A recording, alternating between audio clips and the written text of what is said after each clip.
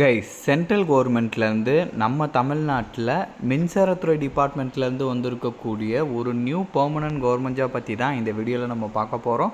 மத்திய அரசோட மின்சாரத்துறை இது, ஓகேங்களா? ஸோ இதில் வந்து பார்த்திங்கன்னா இப்போ ரயில்வேல எப்படி வந்து உங்களுக்கு north region, south region, east region, west region அந்த மாதிரி பிரித்து உங்களுக்கு இருக்கும் இல்லையா? அதே மாதிரி இங்கேயுமே இருக்கும். இங்கேயுமே வந்து நம்ம சவுத் ரீஜனில் தான் வருவோம். ஸோ நம்ம சவுத் ரீஜனில் தான் வந்து தமிழ்நாடு இருக்குது. ஸோ இங்கே வந்து பார்த்திங்கன்னா நமக்கு வேக்கன்சியும் இருக்குது, ஓகேங்களா? நம்ம தமிழ்நாட்டில் இது மூலமாக உங்களுக்கு ஜாப் கிடைக்கும். அண்ட் இதில் வேரியஸ் கேட்டகிரியில் வந்து உங்களுக்கு போஸ்டிங் கொடுத்துருக்காங்க. வேரியஸ் டைப்பில் போஸ்டிங் அந்த மாதிரி வந்து பார்த்திங்கன்னா 21,500லேருந்து 1 லேக்குக்கும் மேலே வந்து பார்த்திங்கன்னா உங்களுக்கு வேரி ஆகுது சேலரி.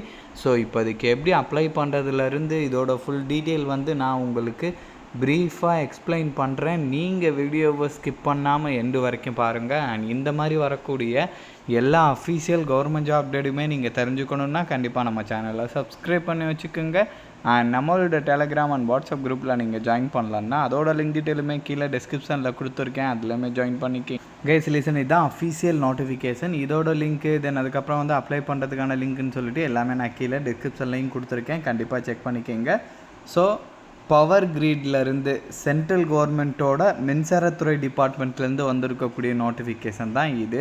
ஸோ நான் முன்னாடியே சொல்லிட்டேன், இதில் வந்து எங்கெங்கே வந்து உங்களுக்கு ரீஜியன் வைஸாக வந்து வேக்கன்சி இருக்குன்றதையும் வந்து இங்கே கொடுத்துருப்பாங்க, கண்டிப்பாக செக் பண்ணிக்கோங்க. நம்ம வந்து சதர்ன் ரீஜனில் தான் தமிழ்நாடு இருக்குது. நமக்கு நியர்பையில் இருக்கக்கூடிய ஸ்டேட்டுக்குமே வந்து சதர்ன் ரீஜனில் தான் வரும், கேரளா, ஆந்திரா, கர்நாடகா, பாண்டிச்சேரி அதெல்லாமே. ஸோ ஒரு கேட்டகரி வைஸாக வேக்கன்சிஸ் வந்து உங்களுக்கு பிரித்து கொடுத்துருக்காங்க, கம்யூனிட்டி வைஸாக. கண்டிப்பாக வந்து இது எல்லாமே வந்து நீங்கள் செக் பண்ணிக்கோங்க. இங்கே வந்து பார்த்திங்கன்னா அந்தந்த ப்ராஜெக்ட் அந்த மாதிரி உங்களுக்கு வந்து இங்கே கொடுத்துருப்பாங்க. ஸோ நம்ம சதர்ன் ரீஜன்லேயுமே வந்து பார்த்திங்கன்னா இருக்கக்கூடிய வேக்கன்சியோட டீட்டெயிலுமே வந்து அப்டேட் பண்ணியிருப்பாங்க. கண்டிப்பாக வந்து இது எல்லாமே வந்து நீங்கள் செக் பண்ணி பார்த்துக்கோங்க. அண்ட் இப்போ வந்து பார்த்திங்கன்னா உங்களுக்கு போஸ்டிங்ஸோட குவாலிஃபிகேஷன்ஸ் பார்க்கலாம். ஃபஸ்ட்டு டிடிஇ கேட்டகரியில் வந்து போஸ்டிங் கொடுத்துருக்காங்க. இதுக்கு வந்து பார்த்திங்கன்னா நீங்கள் டிப்ளமோ முடிச்சிருக்கணும், full time regular 3 year diploma complete பண்ணியிருக்குன்ற மாதிரி சொல்லியிருக்காங்க. எலக்ட்ரிக்கல் இல்லைனா வந்து எலக்ட்ரிக்கல் அண்ட் எலக்ட்ரானிக்ஸ் இல்லைனா power system engineering, power engineering அந்த மாதிரி நீங்கள் முடிச்சிருந்தீங்கன்னா இதுக்கு எலிஜிபிள் அப்படின்ற மாதிரி சொல்லியிருக்காங்க.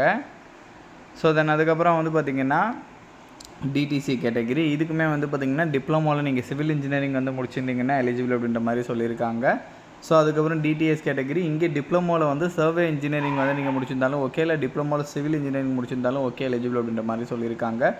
ஜேஓடி கேட்டகிரி, இதுக்கு வந்து பார்த்திங்கன்னா full time graduate regular degree பிபிஏஓ, பிபிஎம்ஓ, பிபிஎஸ்ஓ இல்லைனா அதுக்கு இணையான டிகிரியோ நீங்கள் அந்த மாதிரி நீங்கள் படிச்சிருந்தீங்கன்னா எலிஜிபிள் அப்படின்ற மாதிரி சொல்லியிருக்காங்க. ஜேஓடியிலே எஃப்என்டிஏ கேட்டகிரி, இதுக்கு சிஏ கம்ப்ளீட் பண்ணியிருந்தவங்க எலிஜிபிள் அப்படின்ற மாதிரி சொன்னாங்க. அதுக்கப்புறம் JDT survey department surveyor category, இதுக்கு வந்து பார்த்திங்கன்னா 2 இயர் ஐடிஐ சர்வேயர் வந்து நீங்கள் முடிச்சிருந்தீங்கன்னா எலிஜிபிள் அப்படின்ற மாதிரி சொல்லியிருக்காங்க கைஸ், ஓகேங்களா? ஸோ கண்டிப்பாக வந்து இது எல்லாமே நீங்கள் செக் பண்ணிக்கிங்க.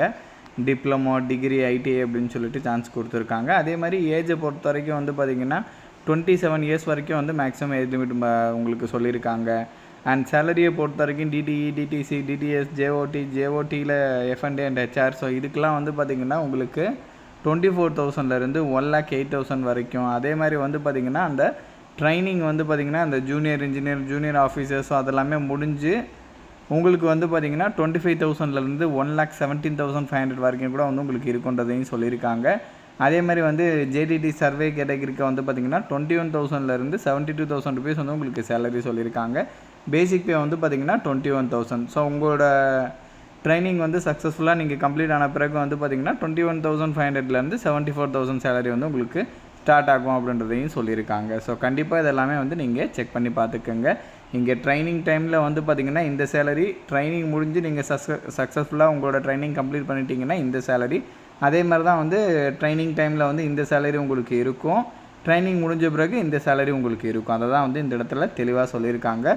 இது எல்லாமே வந்து பேசிக் பே தான். இது இல்லாமல் dearness allowance, house rent allowance, medical benefits அப்படின்னு சொல்லிட்டு நிறைய பெனிஃபிட்ஸ் உங்களுக்கு இங்கே இருக்குது. கண்டிப்பாக அதெல்லாமே நீங்கள் செக் பண்ணிக்கோங்க. ஸோ தென் அதுக்கப்புறம் வந்து பார்த்திங்கன்னா ஃபீஸஸை பொறுத்த வரைக்கும் எஸ்சி, எஸ்டி, பிடபிள்யூடி, எக்ஸோஸ்மெண்ட் கேட்டகரிக்கு கிடையாது. அவங்கள தவிர்த்து மீதி இருக்கிறவங்க வந்து பார்த்திங்கன்னா போஸ்டிங் தகுந்த மாதிரி 200, 300 ஃபீஸ் வந்து பே பண்ணுற மாதிரி இருக்கும் கைஸ், ஓகேங்களா?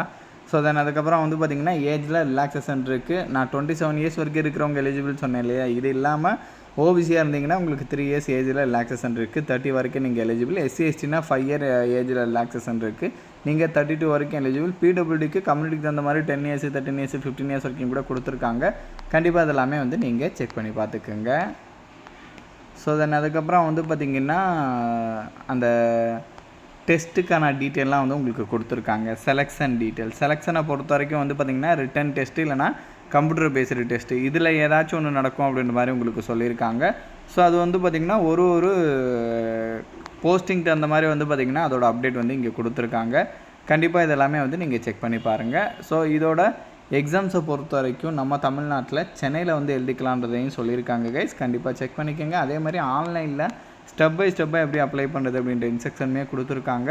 ஸோ கண்டிப்பாக நீங்கள் செக் பண்ணி பார்த்துட்டு எந்த மிஸ்டேக்குமே இல்லாமல் நீங்கள் அப்ளை பண்ணிக்கலாம். ஸோ இதோட லிங்க் டீட்டெயில் எல்லாமே நான் கீழே டிஸ்கிரிப்ஷனில் கொடுத்துருக்கேன். அண்ட் இந்த வீடியோ வந்து மஸ்ட்டாக உங்களோட ஃப்ரெண்ட்ஸ் அண்ட் ஃபேமிலி மெம்பர்ஸ் இருக்கிற வாட்ஸ்அப் குரூப்பில் கண்டிப்பாக ஷேர் பண்ணுங்கள். நம்ம சேனலை நீங்கள் இன்னும் சப்ஸ்கிரைப் பண்ணலன்னா கண்டிப்பாக சப்ஸ்கிரைப் பண்ணி வச்சுக்கோங்க. ஸோ அப்போ தான் எந்த ஒரு அஃபிஷியல் கவர்மெண்ட் ஜாப் அப்டேட்டுமே நீங்கள் மிஸ் பண்ணாமல் தெரிஞ்சுக்கலாம். Thank you guys.